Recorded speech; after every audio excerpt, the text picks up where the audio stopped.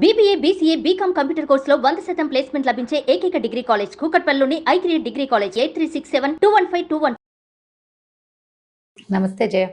రమగారు, పూజ గదిలో నీటి పాత్ర ఉంచాలి అని అంటుంటారండి. దీనికి ఏదైనా కారణం ఉందంటారా? పూజ గది ఉన్నవాళ్ళు ఎంతమందికి ఉంటాయి పూజ గదులు? అవును కదా. దేవుడికి ఒక గూడు, ఒక గూడో ఒక చెక్క మీద దేవుని పెట్టుకుంటాం. వంటింట్లోనే ఒక గూడు, ఒక ర్యాక్లో ఏర్పరచుకోవచ్చు.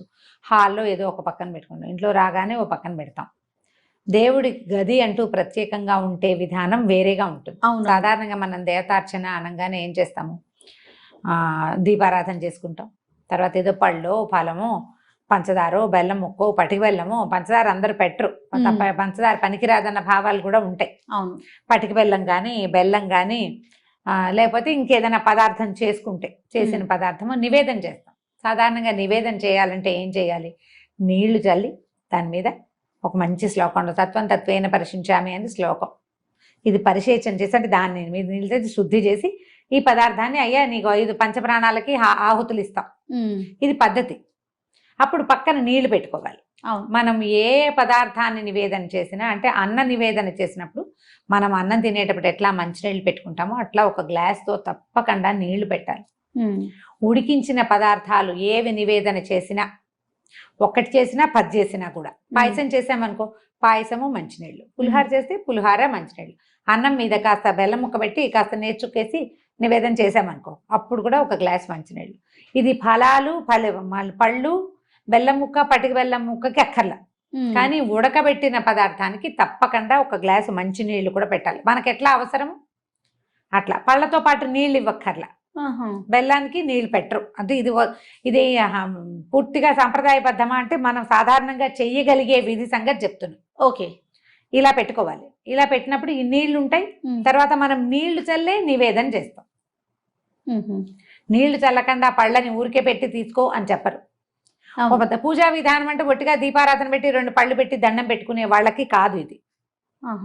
ఇట్లా నివేదనగా చేయగలిగే వాళ్ళకి, ఆ రకమైన మంత్రాలు నేర్చుకునే వాళ్ళకి పుస్తకాల్లో ఉంటాయి. అవి చదువుకుని నివేదన చేయాలంటే, మనం సత్యనారాయణ వ్రతం చేసినప్పుడు బ్రాహ్మణాయన వచ్చినప్పుడు చెప్తాడు కదా, అవును, నీళ్ళు చల్లి చెబుచ్చండి, చేయి చూపించండి, ఇలా చెప్పండి. మనకు మంత్రం చెప్పపోయినా ఆయన మంత్రం చెప్తాడు, మనతో క్రియ చేయిస్తాడు. అవును కదా. అది అలవాటు చేసుకుంటే ఇలా చేసినప్పుడు మనం నీళ్లు పట్టుకెళ్తాం కదా నివేదన చేయటానికి పోనీలుగా, ఆ నీటిని అక్కడే ఉంచచ్చు. నీళ్లు జీవనాధారం. నీరు ఎక్కడుంటే అక్కడ జీవం ఉంటుంది. నీరు లేని చోట జీవం ఉండదు కదా. ఆ నీటికి ఆధారభూతమైన వాడు నారాయణుడు, విష్ణుమూర్తి. ఎక్కడ నీరుంటుందో అక్కడ విష్ణువు యొక్క ఇది ఉంటుంది. ఆయన అక్కడ ఉన్నట్టే, జీవం ఉన్నట్టు. మన కథ నడుస్తుంది కదా. నీరు లేకపోతే ఏముంది? పక్షులు కూడా నీటి కోసం వలసపోతాయి వెతుక్కుంటూ, జంతువులు నీటి కోసం వెతుకుతాయి. మనము నీరే కదా మన జీవనాధారం. గాలి ఎంత అవసరమో నీరు కూడా అంతే అవసరం. నీటిలో ఉండేది గాలే కొంత. అవును అవును కదా. కాబట్టి ఈ నీటిని ఇలా గనక దైవం ఎక్కడ పెట్టుకుంటామో అక్కడ నీటిని గనక ఉంచితే అక్కడున్న జీవశక్తి వృద్ధి అవుతుందని ఒక నమ్మకం. ఓకే, మనం ఈ పట్టుకెళ్ళిన నీళ్ళు అక్కడే ఉంచేస్తాం. రేపొద్దున మళ్ళీ ఆ నీళ్ళు తీసేసి ఫ్రెష్ నీళ్ళు పెట్టుకుంటాం. నివేదన చేసేసాక పళ్ళు తెచ్చేసుకుంటాం, కానీ నీళ్లు తీసుకురాం. నీరు అక్కడే ఉంటుంది. మనం నీళ్ళు చల్లడానికి పట్టుకెళ్ళామా? ఈ పట్టుకెళ్ళేవి రాగి పాత్ర అయితే దాంట్లో ఒక తులసి దళం కానీ వేసి కనుక, నులతలు లేకపోయినా పర్వాలేదు, వేసి పెట్టుకుంటే మర్నాడు పొద్దున నీరు తాగచ్చు కూడా మనం. ఓకే, శుద్ధంగా ఉంటే. దుమ్ము అవి పడితే కాదు. ఆ నీళ్ళని ఏం చేస్తాం? ఒకళ్ళు తాగలేదు, మొక్కల్లో అది చేస్తాం కదా.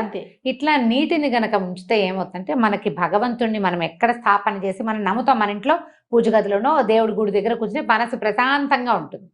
అక్కడున్న ఆ శక్తి వృద్ధి అవుతుంది ఈ నీటిని ఉంచటం వల్ల. ఒకవేళ మనకి ఇలా అవకాశం లేదు, గది లేదు, కింద కూర్చునే వీలు లేదు, ఎక్కడో గోడకు ఒక చెక్క పెట్టుకున్నాము, దేవుడి పటాలన్నీ పెట్టుకుంటాం. తెల్లవారుగానే ఏదో 2 పువ్వులు పెట్టుకుని కాస్త దీపం పెట్టుకుని అగరత్తులు వెలిగించు దండం పెట్టుకుంటాం. అక్కడ కూడా మీరు ఒక గ్లాసు నీళ్ళు పెట్టుకోవచ్చు.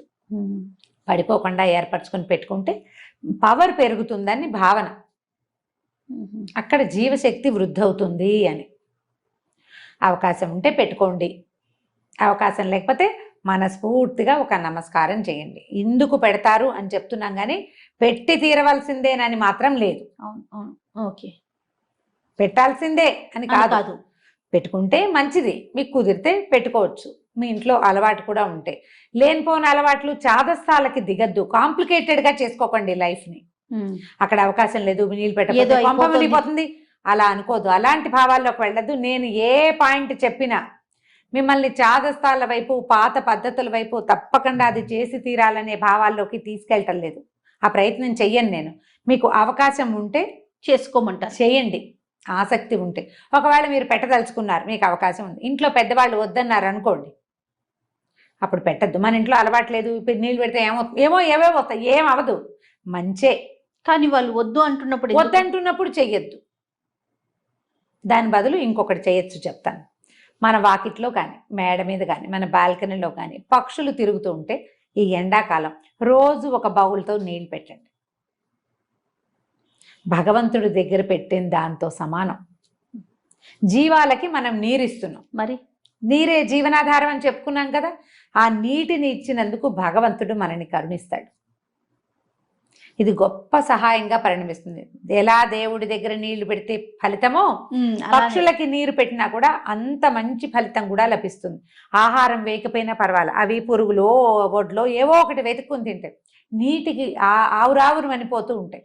మనలాగానే అవిను. అవును. వాడు ఎండలేని చోట కొంచెం నీరు పెట్టండి. ఒకవేళ అలా కుదరనప్పుడు ఇలా చేసుకోండి. ఇది మంచిది, మనకు ప్లస్ అవుతుంది, పాజిటివ్ ఎనర్జీ. అది అవకాశాన్ని బట్టి చేయండి. దీన్ని అయితే ఎవరు కాదనేది కాదు కదా. ఎవరు కాదంటారు కదా, అది పెద్దవాళ్ళు కాదంటారు. మన ఇంట్లో అలవాట్లేదు, మనకి లేదు, లేనిపోని చాదస్తాలకి వెళ్ళొద్దు, అలాంటి అలాంటివి ప్రశ్నలు ఏమి ఉండవు, ఉండకుండా ఉంటుంది. ఇది మంచి పద్ధతి. సూపర్ అమ్మ గారు. నమస్తే అండి. నమస్తే చేయండి.